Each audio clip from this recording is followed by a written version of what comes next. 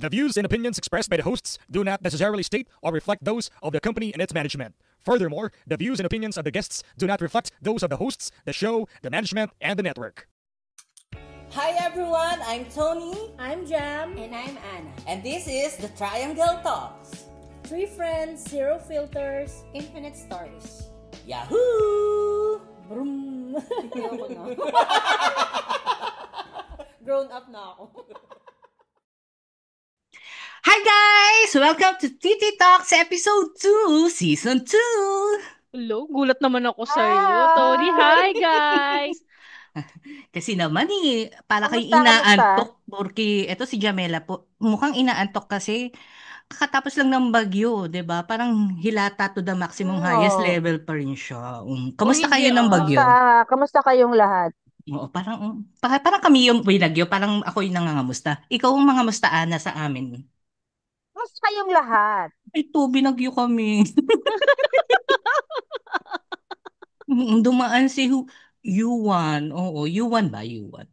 Yun. Tuwan, Tagalog eh. Yue. So Pero yun, okay naman buti lahat. naman talaga, 'di ba? Sabi ko nga kay Jam, buti na lang may Sierra Madre something na nagpahina. Although sinasabi ng isang Kemil Latek kung ano man siya, na parang hindi naman daw yung sa Sierra Madre. Pero ganun pa rin 'di ba? Parang nakatulong pa rin siya ng nakapagpahina ng bagyo. Kung hindi, 'di ba? Delubyo yung mangyayari, parang baha na naman dito sa Metro Manila at sa ibang probinsya. Anyways, yun. I hope everyone's are safe, lalo kay La Jam.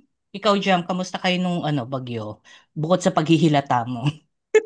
Ayun. Magulo nga dito di nga makahilata kasi gulo-gulo dito sa bahay. Walang pasok sa school. Di ba gusto Pero, mo yan? oo. Pero yun pa rin. Magulo. So, kailangan mo pa rin magbantay, magluto. Ayun.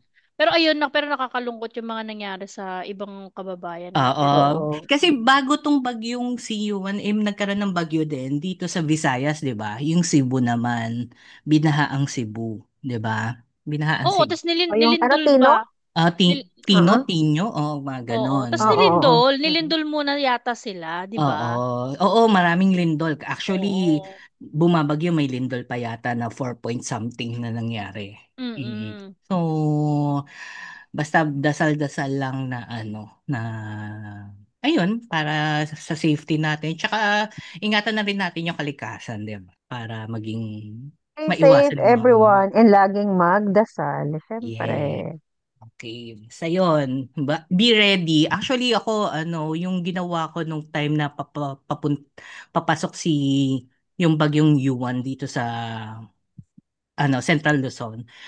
Talagang nag-prepare ako ng mga flashlight, yung mga gano'n, yung mga kailangan para kung magkaroon man, ay mawalan man ng kuryente, yung cellphone, First dapat aid fully kit. charged. Oo, kasi yun yung mga means ng communication cellphone. Tapos, di ba, pag walang kuryente, wala rin wifi. So, yung data mo, dapat may data ka or gano'n. So, yun yung mga pinagkabisihan ko nung time na papasok yung bagyo.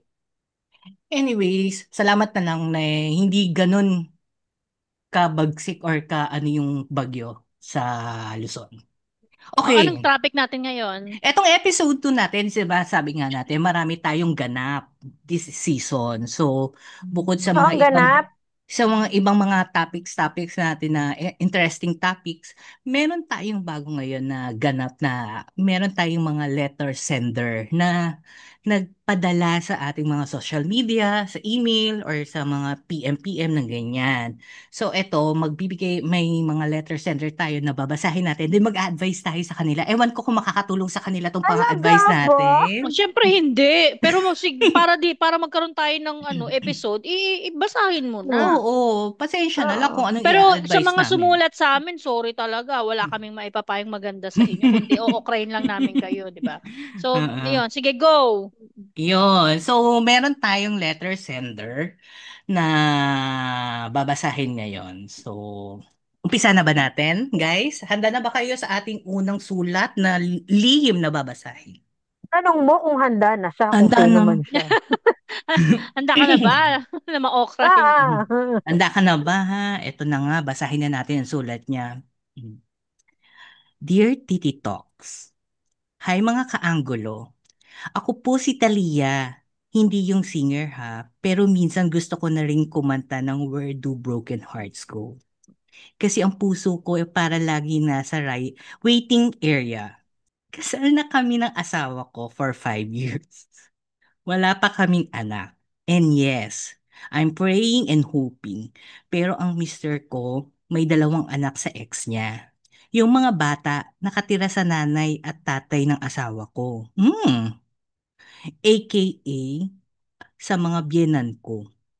Dahil laging bumabiyahe si ex at wala na rin siyang magulang. Naiwan sa poder ng pamilya ng mister ko. Gets ko naman, para sa kapakanan ng mga bata. Walang issue doon. Ang issue ko, yung closeness ng ex ng mister ko sa mga biyenan ko. Ay, May issue selos. si ate. Okay. Mm-mm. Like legit. May mga pictures sila sa social media ng mother-in-law ko. Nagdi-dinner, naglalakwatsa. Tapos sa comment, mommy pa rin ang tawag ng ex. Ako, wala. Parang invisible, para akong yung bagong salta sa barangay na hindi pa kilala ng kapitbahay. Minsan naiisip ko, ako ba ang asawa o ako lang ang tagapanood ng reunion nila? Ay, wow. Hindi ko alam kung dahil ba sa wala pa kaming anak, kaya parang hindi ako full member ng family. O dahil nauna si ex, kaya mas may emotional loyalty sila sa kanya. Pero ang sakit, parang may invisible ranking system at ako yung nasa baba.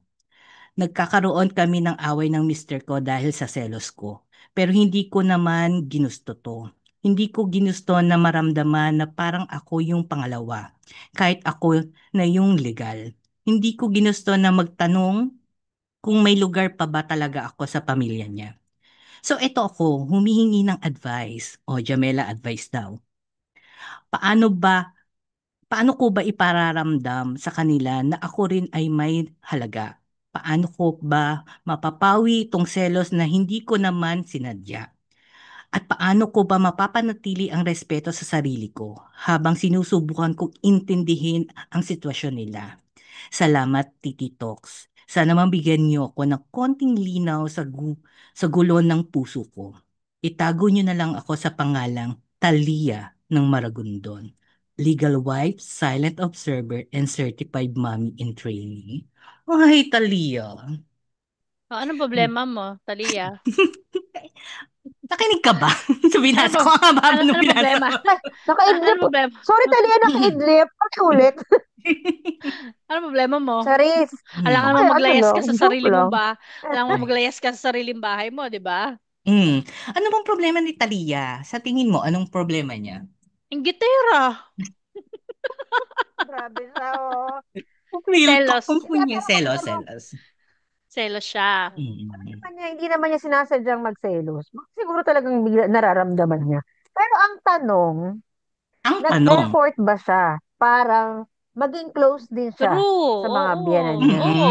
mm, 'Di ba sabi nga nila, if you can beat them, join them.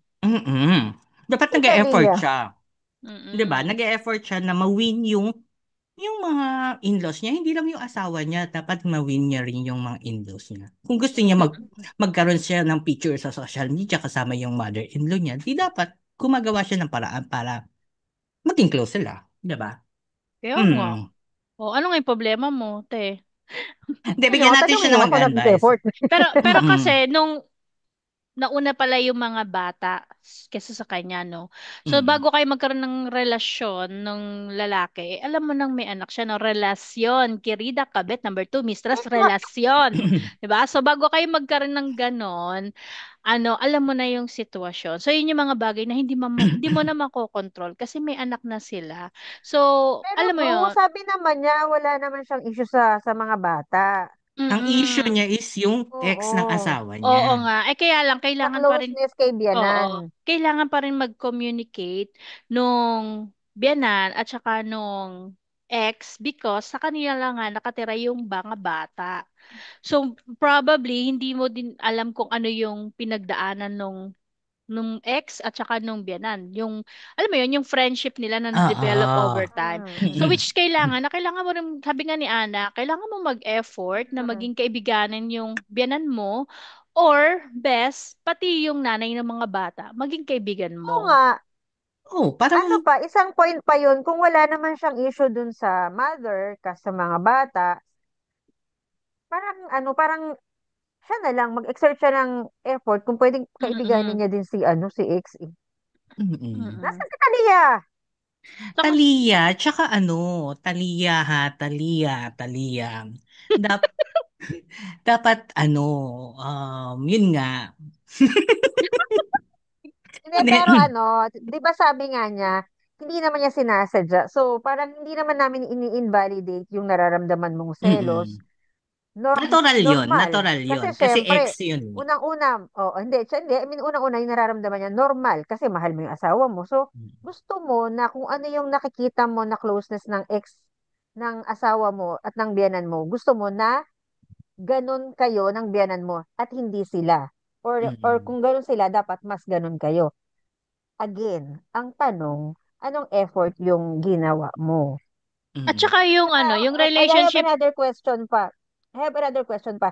Hindi kayo ganun ka-close? Or close din naman kayo, mas close din oo, sila? Or, I ang mean, ibig ko sabihin, galit ba bro, siya? parang Or ako si si, Bianan sa'yo? Or what? parang ako si Talia, no? Ang ibig ko sabihin po, kasi, ano, Oo.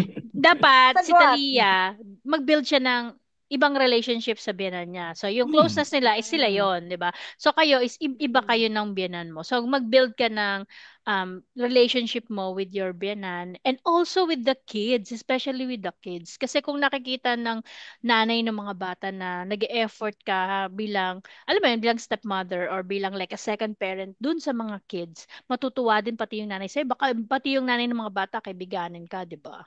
Mm. Ayun. Or Tsaka ganito na hindi. lang, Talia. Mm-mm. Ganito na lang, Talia. Pasulatin mo rin yung biyanan mo. Tsaka yung, Oo, siya naman yung advisean namin. para mag-extendihan tayo dito. Oo, tsaka yun nga, yung sinasabi nga effort nga eh, di ba? Tsaka yung past nung ex tsaka nung nanay, malay mo, 'di ba, habang hindi pa sila nung asawa mo, yung ex tsaka nung asawa mo eh talagang close naman na sila. Siguro high school pa lang sila or what, hindi natin alam yung istorya eh. Kung or college pa lang sila eh Biyanan, tsaka close na yung sila, ex, 'di ba? magkaklas. 'Di ba? Parang matagal na yung relationship nila ng in-laws mo. So hindi mo rin kasi maaalis yun na madikit yung in-laws mo sa kanya kasi nga sa tagal na nilang magkasama. So, yun, yung nararamdaman mo eh aralin mo paano mo maiaan. Hindi maramdaman. Oo nga. Mm-mm. Ah, ah. Oo. Oh, tama na to. Wow, salamat sa pagalit. Salamat, Tatalia. Ginalit mo kaming tatlo eh. Oo, Talia, 'di ba? Oo, Well, kumanta hindi ka na ay. ng Sabi, Marimar. Mm. kahit, hindi naman, yun nga, effort. Ah, Tapos ah. yun nga, hindi naman namin in-invalidate, tama yung nararamdaman mo. Sabi mo, Tama, hindi mo oo. sinasadya. Mm-mm. Mm. Kaya again, mag-effort ka na lang. Oo, Mm-mm. tsaka hindi, Ayos mag-move ba ka, yun?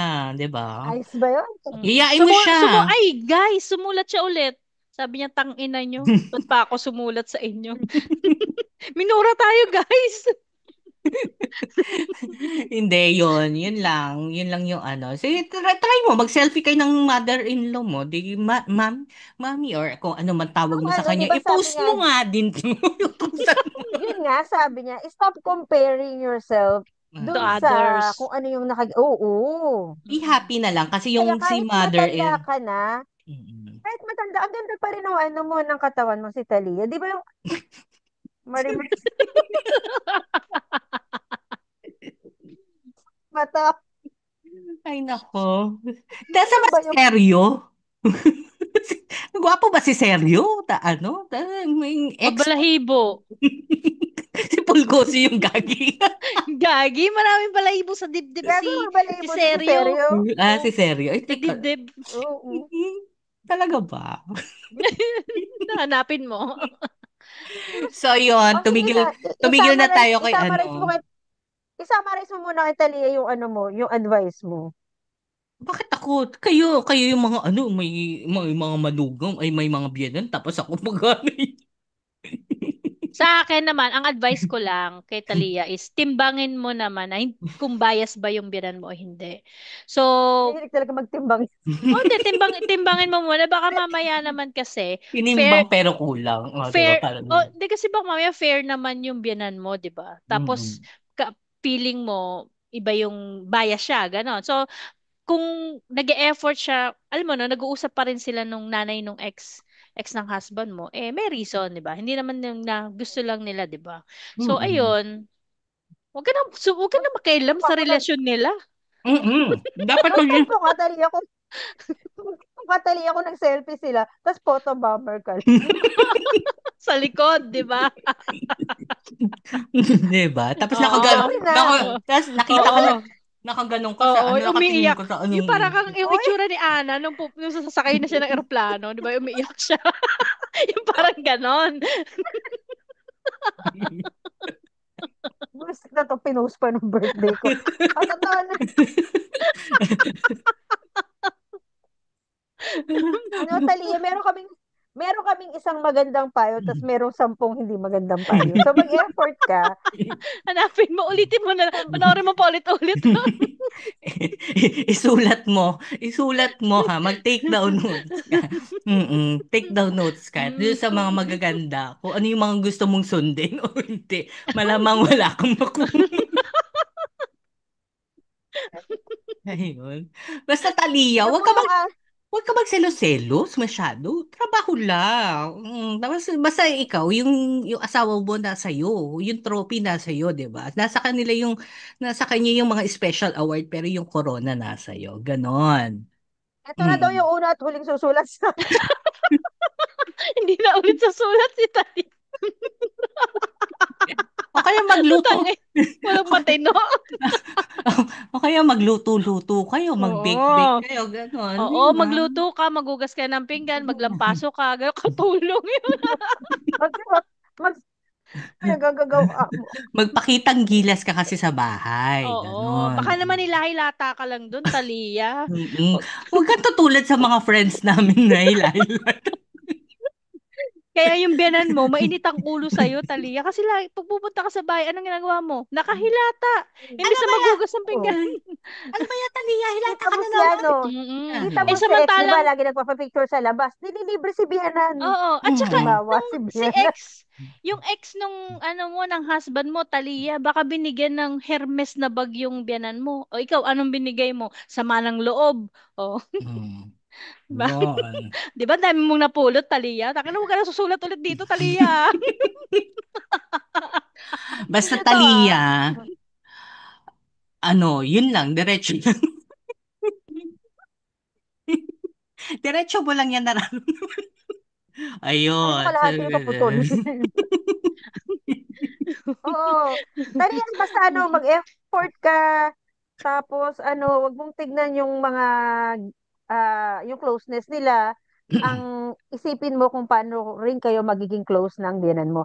And for as long as hindi ka naman niya inaaway, so I don't think oo, kailangan siguro mong ano, naman walang ano, mamroblema. baka naman close din ka, ano siya, maganda rin yung pinapakita niya. Kaya lang, iba nga lang yung closeness nila, di ba? Tsaka Mm. mahirap talagang ibit ang matagal nang may pinagsamahan. Yan ang Yeah. tatandaan mo. So, Mm. San Miguel Beer.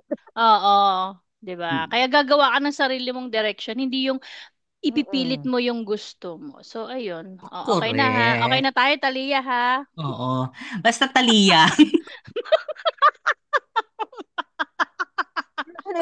Wala siya napulot na maganda. Basta yun, Talia. Okay lang yan. Pag hindi ka nakakaramdam ng satisfaction or whatsoever, sulat ka lang ulit. Bigyan ka namin ng Oo, hindi kami masasawang magbigay ng advice sa'yo. Andito lang kami, mga kaanggulo mo, ha?